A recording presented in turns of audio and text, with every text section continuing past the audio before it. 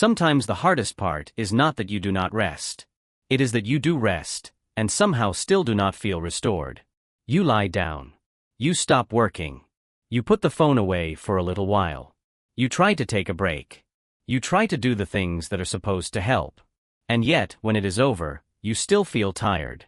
Not only physically tired, mentally tired, emotionally flat, still kind of wired, still not settled. And that can make people feel like they are failing at something simple. They think, why can't I even rest properly? Why do my breaks never seem to help? Why do I stop, but still feel like I never actually recover? But rest not feeling restorative does not always mean you are doing it wrong. Sometimes it means your system is too overloaded to receive rest in the way you are trying to give it. Because real restoration is not just about stopping activity. It is about whether your mind and body are able to register that stopping is safe enough to soften inside. And for a lot of overloaded people, that is the part that no longer happens automatically. So this is not really a story about being bad at rest. It is often a story about a nervous system that no longer knows how to arrive there. Point 1. Stopping is not always the same as resting.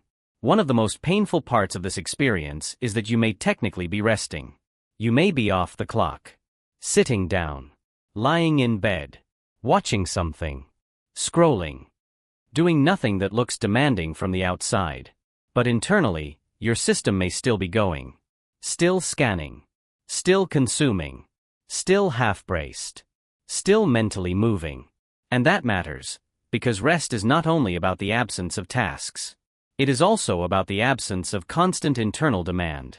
A lot of people think, if I stopped working, that should count as rest. And yes, it does count as a break from effort. But it may not count as restoration if your brain never actually exits the mode it was in. If your body is still tight. If your attention is still fragmented. If your mind is still taking in input. If part of you still feels like it needs to stay slightly on. Then stopping may not feel like real rest. It may only feel like paused exhaustion. And that is very different. So if you keep taking breaks that do not restore you, it does not always mean you are lazy, dramatic, or impossible to satisfy. Sometimes it means your system has learned how to stop moving without truly settling. Point 2. An overloaded brain often uses rest as recovery from output, but not from input. A lot of people think of rest as the opposite of productivity.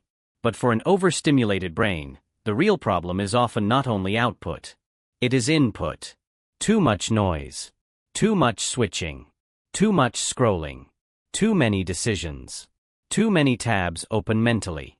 Too many small things pulling at your attention all day. So when you finally rest, you may stop producing. But you may not stop absorbing. And that is why some forms of rest leave people feeling strangely depleted. Because the body sat down, but the brain kept receiving. The task ended, but the stimulation did not.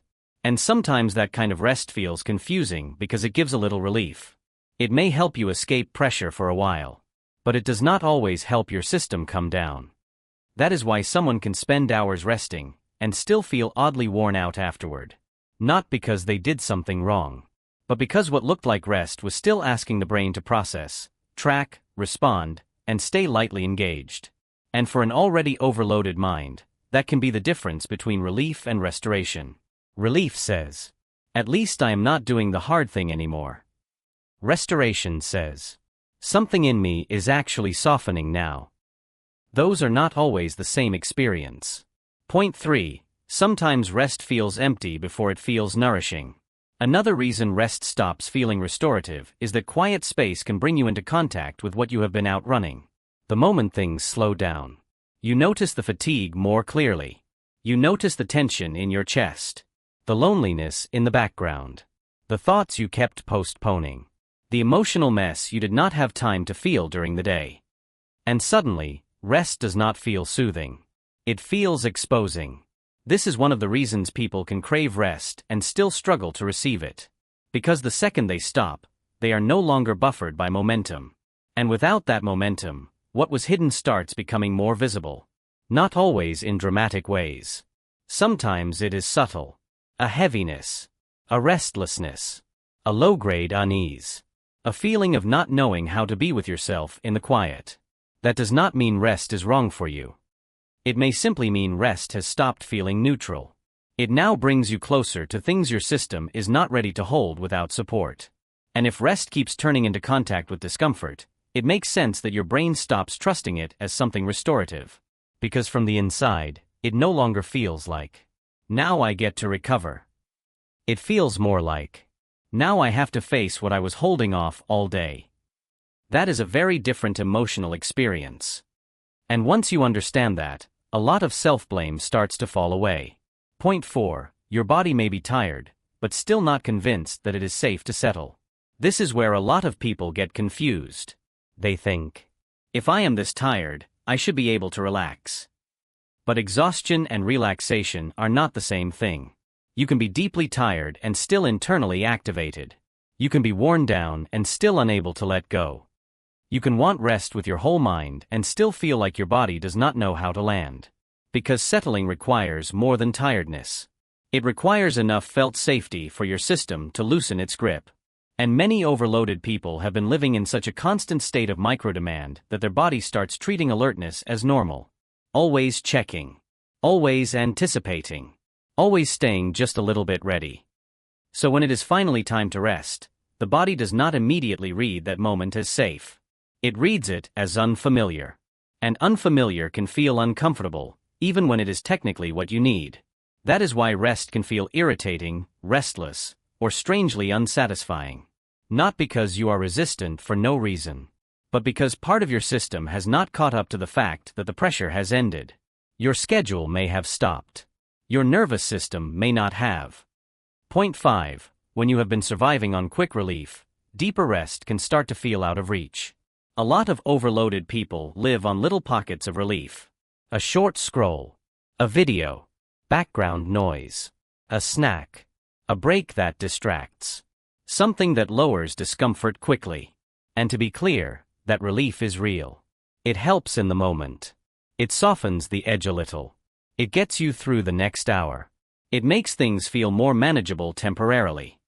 But quick relief and deep restoration are not the same. Quick relief helps you endure. Deep rest helps you recover. And when your life has trained you to keep reaching for what works fastest, your system can slowly lose touch with slower, deeper forms of restoration. Not because those forms do not matter, but because they often require a kind of transition that overloaded people rarely get. A few minutes is not always enough. A body that is still buzzing does not immediately become calm. A mind that has been fragmented all day does not instantly know how to become spacious. So people often assume they are failing at rest, when really, they may be expecting restoration to happen faster than their system can currently access it. That is not personal failure. That is what overload does. It shortens your window of patience, increases your need for quick relief, and makes deeper rest feel both necessary and strangely unavailable at the same time. Point 6. What you may need is not more rest, but a gentler entry into it. This is the part people miss. Sometimes the answer is not simply more hours off. Sometimes the answer is helping your system transition. Because if your brain has been moving fast all day, going straight from intensity into stillness can feel abrupt. Almost like emotional whiplash. And when the transition is missing, rest can feel flat, awkward, or unreachable. Not because it cannot help you, but because your system was never guided into it. A lot of people are trying to drop directly into restoration from a state of overload. And for many nervous systems, that is too big of a jump. What helps more is often something smaller and kinder. Not forcing silence. Not demanding instant calm. Not turning rest into another performance. But giving yourself signals that the pace is changing. Less input. Less switching. A little less brightness. A little less urgency. Something repetitive. Something familiar. Something that does not ask much from you. Because sometimes restoration begins before the actual rest. It begins in the transition that tells your body, you do not have to stay this alert. And that shift is often much gentler than people expect. Closing. If rest does not feel restorative anymore, that does not automatically mean you are doing rest wrong. It may mean your system is too overloaded to feel restored by stopping alone. It may mean you have been carrying too much input for too long. It may mean your body is tired, but still braced. It may mean quiet brings you into contact with things you have not had space to feel. It may mean you have learned how to reach for relief, but have not yet found your way back to restoration. None of that makes you broken. None of that means you are bad at slowing down. And none of that means rest is no longer possible for you. It may simply mean your system needs a softer way in. Because real rest is not a moral achievement. It is not something you earn by being disciplined enough. Sometimes it is something your body has to relearn how to trust. And that relearning usually does not begin with pressure. It begins with understanding. With removing the shame. With realizing that not feeling restored is not the same as not trying. So if rest has stopped working the way it used to, maybe the question is not, what is wrong with me?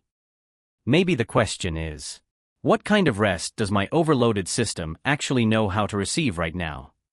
And that is a much gentler place to begin. When you try to rest, what usually gets in the way first? Your thoughts, your phone, your restlessness, or the feeling that you still should be